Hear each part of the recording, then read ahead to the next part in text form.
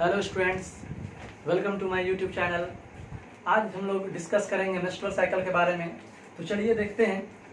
पिछले लेक्चर में मैंने आपको मेंस्ट्रुअल साइकिल के बारे में बताया था, तो वहाँ पे हम लोगों ने डिस्कस किया था मेंस्ट्रुअल साइकिल प्राइमेट फीमेल के रिप्रोडक्टिव ट्रैक्ट में होने वाला एक साइक्लिक चेंजेस है, ठीक है, जो ह्यूमन में 28 डेज पर मंथ 28 डेज पर रिपीट होता है।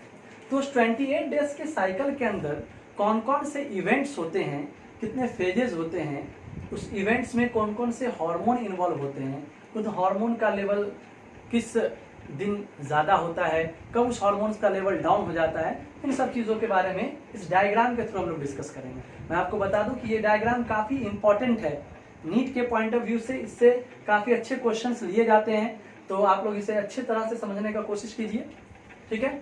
तो हम लोग देखते हैं कि मेंस्ट्रुअल साइकिल का जो स्टार्ट होता है, मेंस्ट्रुअल साइकिल का जो इनिशिएशन है वो ब्लीडिंग फेज या मेंस्ट्रुअल फेज से होता है। तो ब्लीडिंग फेज या मेंस्ट्रुएशन फेज में क्या होगा, तो ब्लीडिंग फेज या मेंस्ट्रुअल फेज के अंदर जो एंडोमेट्रियम है, प्रोजेस्टेरॉन के लेवल के डाउन होने की वजह से, राइट, प्रोजेस्टेरॉन का लेवल जब डाउन हो जाता है तो इसके वजह से एंडोमेट्रियम टूटने लगता है और टूट कर बॉडी से बाहर आने लगता है।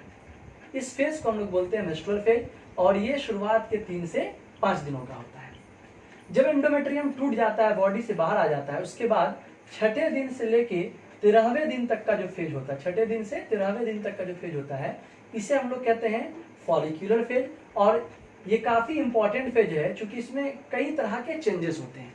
इसी फेज के अंदर एंटेरियर पिट्यूटरी से हार्मोन रिलीज होता है, FSH और LH, राइट। नाम हम लोग को ध्यान में रखना है कि इस फॉलिक्यूलर फेज के अंदर ही एंटेरियर पिट्यूटरी FSH और LH हार्मोन सिक्रीट करती है।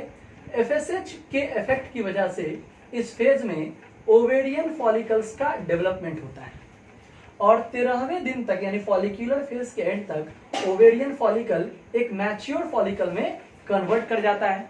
और इस फॉलिकल से ही, इस ओवेरियन फॉलिकल से ही एक और हार्मोन रिलीज होता है जिसे हम कहते हैं एस्ट्रोजन। और ये एस्ट्रोजन जरूरी होता है एंडोमेट्रियम के बनने के लिए, क्योंकि फॉलिक्यूलर फेज से पहले यानी मेंस्ट्रुअल फेज में एंडोमेट्रियम तो टूट चुका था।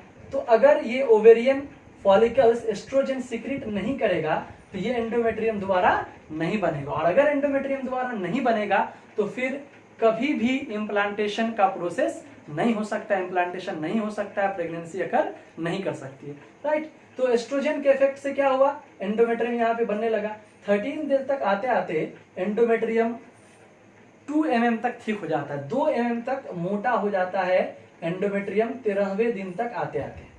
और इस दौरान, इस फेज के दौरान प्रोजेस्टेरॉन के लेवल में कोई खास चेंजेस नहीं होता है, प्रोजेस्टेरॉन का लेवल लो ही होता है। धीरे धीरे हल्का आप देख सकते हैं इस ग्राफ के अंदर कि प्रोजेस्टेरॉन का लेवल स्लाइटली राइज कर रहा है, लेकिन इस दौरान, इस फेज के दौरान प्रोजेस्टेरॉन की स्लाइटली राइज होने की वजह से भी इसका कोई खास इफेक्ट एंडोमेट्रियम के ऊपर या यूटेरस के ऊपर नहीं पड़ता है, ठीक है। तो इस फेज के बाद, फॉलिक्यूलर फेज के बाद, मेंस्ट्रुअल साइकिल के 14वें दिन LH का लेवल पिक पर होता है, LH का लेवल हाई होता है। और 14वें दिन या मिड साइकिल में जब LH का लेवल हाई होता है तो ऐसे कंडीशन को हम लोग बोलते हैं LH सर्ज। और इस LH के हाई होने के ही वजह से, LH के बढ़ने के ही वजह से, पिक लेवल पर होने की वजह से जो मैच्योर फॉलिकल्स है, इस मैच्योर फॉलिकल्स का जो मेम्ब्रेन है वो ब्रेक कर जाता है और इससे ओवम रिलीज होता है, ठीक है, इससे ओवम रिलीज होता है। इस प्रोसेस को हम लोग बोलते हैं ओवुलेशन। तो यहां से भी क्वेश्चन हो सकता है, ओवुलेशन कब होता है, मिड साइकिल में 14वें दिन होगा। किस हार्मोन की वजह से, किस हार्मोन के इफेक्ट्स की वजह से हो रहा है, LH की वजह से हो रहा है। LH का लेवल कब पिक पर होता है, मिड साइकिल में यानी 14वें दिन। तो 14वें दिन यानी ओवुलेटरी फेज में जब ओवुलेशन हुआ तो कंडीशन ये है कि ओवम रिलीज हो चुका है। जो ओवम रिलीज होता है ओवरी से तो ये चला जाता है फैलोपियन ट्यूब में, और जो रिमेनिंग ओवेरियन फॉलिकल्स होते हैं, बचे हुए जो ओवेरियन फॉलिकल्स होते हैं, वो तुरंत ही ट्रांसफॉर्म्ड हो जाते हैं, बदल जाते हैं कॉर्पस ल्यूटियम के अंदर, राइट। और अब ये कॉर्पस ल्यूटियम प्रोजेस्टेरॉन सिक्रीट करना शुरू करता है, जिसका से प्रोजेस्टेरॉन का लेवल हाई हो जाता है। और इस प्रोजेस्टेरॉन की हाई लेवल की वजह से एंडोमेट्रियम प्रिपेयर होने लगता है इम्प्लांटेशन के लिए, और तब इसका थिकनेस हो जाता है लगभग 5 mm। और ये 5 mm जो थिकनेस एंडोमेट्रियम का, ये एक सुटेबल थिकनेस होता है जाइगोट के इम्प्लांटेशन के लिए। लेकिन अगर मान लीजिए कि फर्टिलाइजेशन का प्रोसेस नहीं हो रहा है, तो वैसे कंडीशन में अगर फर्टिलाइजेशन नहीं होता है तब ये कॉर्पस ल्यूटियम डीजनरेट करने लगता है, और तुरंत ही प्रोजेस्टेरॉन का जो लेवल है वो काफी तेजी से, प्रोजेस्टेरॉन का लेवल काफी तेजी से डाउन होना शुरू हो जाता है, और साइकिल के एंड तक प्रोजेस्टेरॉन का लेवल 0 हो जाता है। और प्रोजेस्टेरॉन के 0 लेवल होने की ही वजह से एंडोमेट्रियम फिर से टूटने लगता है, और ब्लीडिंग के साथ एक नए साइकिल की शुरुआत होती है, राइट।